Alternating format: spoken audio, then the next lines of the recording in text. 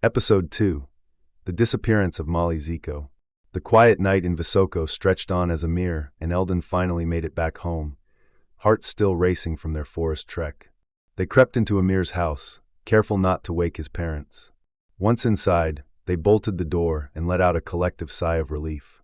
Mali Zeko chirped softly, still snuggled in the blanket, his faint glow filling the room.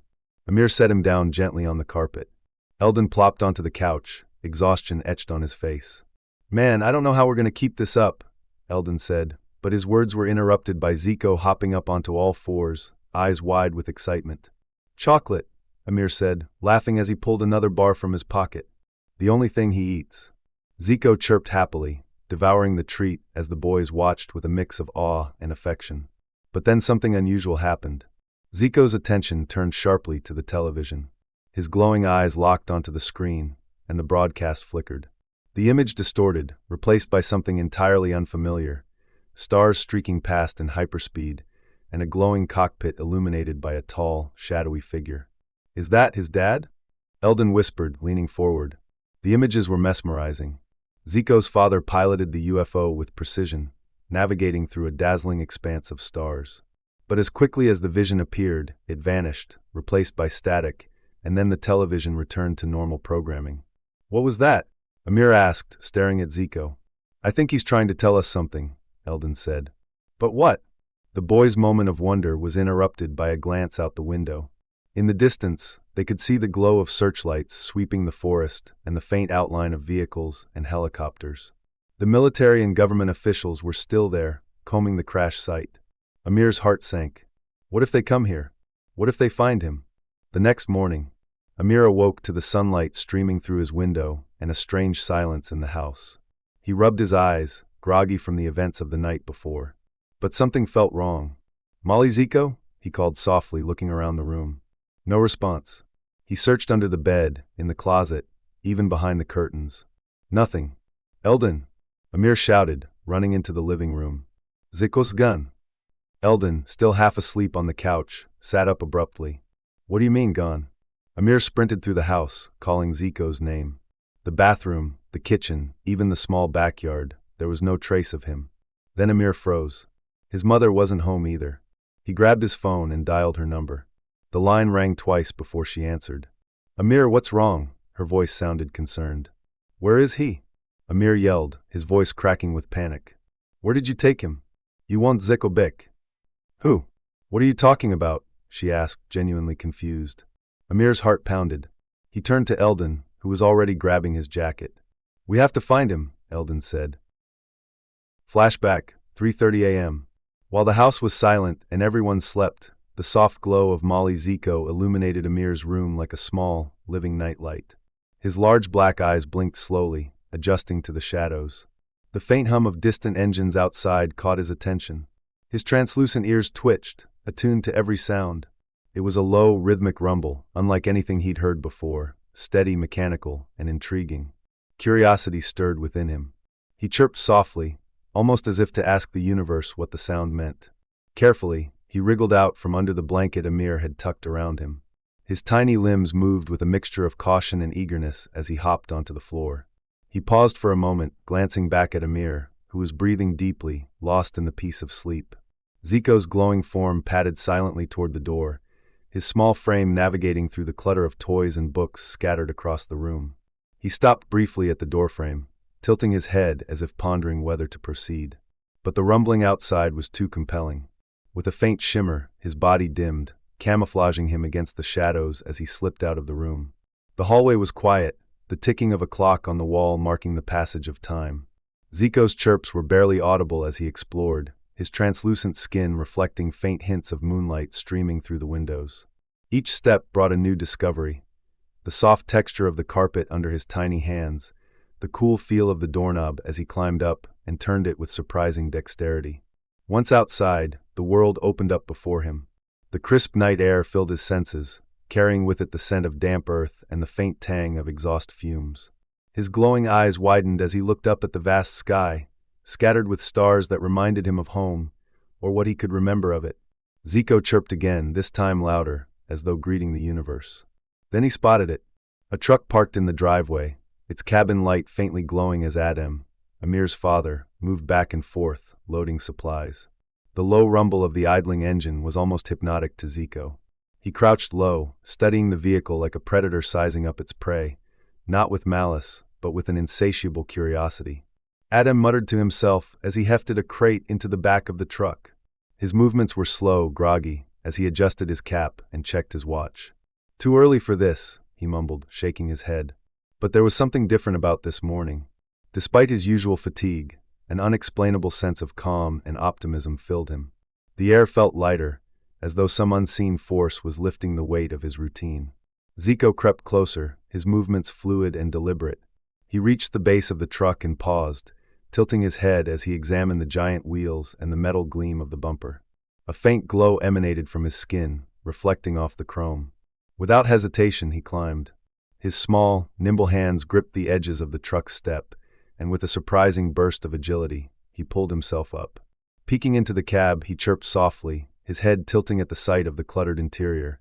A thermos on the seat, a pair of old gloves on the dashboard, and a photo of Amir and his siblings tucked into the visor. The warmth of the truck's cabin was inviting. Zeko hopped onto the back seat, curling into a small, glowing ball of light. His chirps quieted as he observed the surroundings, his gaze lingering on the photo of Amir. A sense of trust and comfort settled over him, as though he understood that this family had become his new home. Adam climbed into the driver's seat moments later, oblivious to his tiny stowaway. He adjusted his mirrors, took a sip from his thermos, and let out a deep breath. "All right, let's get this over with," he muttered. But as the truck roared to life, something changed.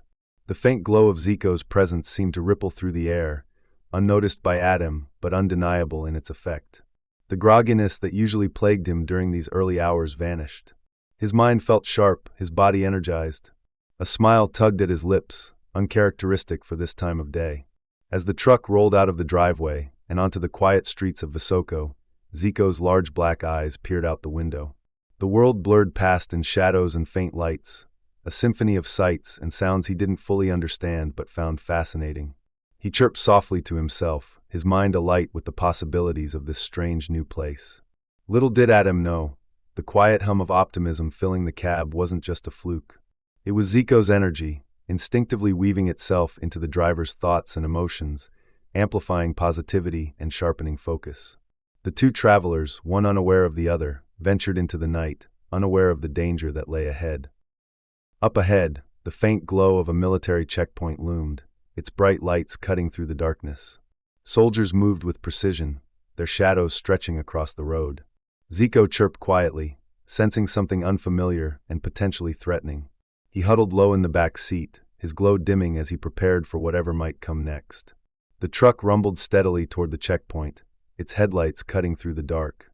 Adam tapped his fingers on the steering wheel, oblivious to the tension rising behind him. In the back seat, Mali Zeko huddled low, his faint glow barely visible as he peered out the window. The sharp beams of military searchlights swept across the road, illuminating every passing vehicle. The checkpoint was bustling with activity. Soldiers clad in dark uniforms stood ready, rifles slung over their shoulders. Military vehicles idled in the background, engines growling like restless beasts. A guard waved a flashlight, signaling for Adam to slow down. He pulled up to the barrier, his heart beating slightly faster. "Routine inspection," barked a soldier, stepping closer to the cab. His eyes scanned the truck with practiced efficiency. Adam forced a smile. "Sure thing, officer. Just hauling some supplies to Macedonia." The soldier nodded but didn't seem convinced. He gestured for another guard to approach. Together, they began circling the vehicle, their flashlights slicing through the darkness. The beams skimmed over the tires, the truck bed, and up toward the cab. Mali Zeko crouched lower, pressing himself against the seat. His small, shimmering form dimmed further, almost blending into the shadows. The guard at the window leaned closer, his flashlight briefly catching the photo of Amir tucked into the visor. He smirked. "Cute kids. Long drive ahead?" "Yeah," Adam replied, trying to sound casual. "I do this run every week. Nothing unusual." The guard narrowed his eyes but said nothing, signaling to his colleague. The second soldier tapped the rear door of the truck, testing the handle. It was locked. "What's in the back?" the soldier asked. "Just some hardware, construction supplies," Adam said quickly. "You're welcome to take a look." The soldier nodded, moving toward the cargo area. Adem felt a bead of sweat trickle down his temple. His instincts told him to stay calm, but something about the heightened security at the checkpoint felt off. Inside the cab, Mali Zeko's large black eyes darted from the window to Adem, sensing his growing anxiety. Zeko's translucent skin glimmered faintly as he emitted a soft chirp, a sound so subtle it was barely perceptible. Yet it seemed to ripple through the air, brushing against the guards like a whisper. The soldier inspecting the back paused mid-step, his grip on the flashlight slackening. "You okay?" his colleague asked, noticing the hesitation. The soldier shook his head as if trying to clear a fog. Yeah, I'm fine. Just tired, I guess." He gestured to the first guard. "Looks good. Let him through." Adem exhaled, relieved but cautious. He forced a polite nod as the barrier lifted, and the truck rolled forward. In the back seat, Mali Zeko's glow returned to its usual faint shimmer, his chirps quiet and content. He watched the checkpoint fade into the distance, unaware of the near danger he had narrowly averted. As the truck continued its journey, the night deepened. Adem turned on the radio, humming softly to the music. His mood was light, his mind clear, an effect of Zeko's subtle influence, though Adem couldn't have known. But miles away, back at the checkpoint, something stirred. One of the guards stood frozen, staring at the ground where the truck had been moments earlier.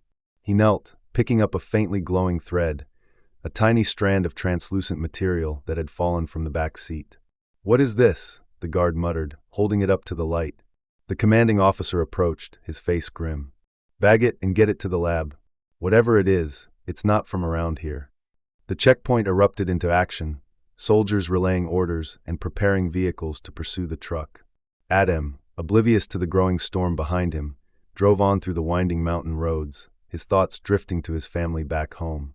In the back seat, Mali Zeko stared out the window, his wide eyes reflecting the distant stars. His chirps softened, almost wistful, as though he sensed something looming on the horizon, something that would soon change everything.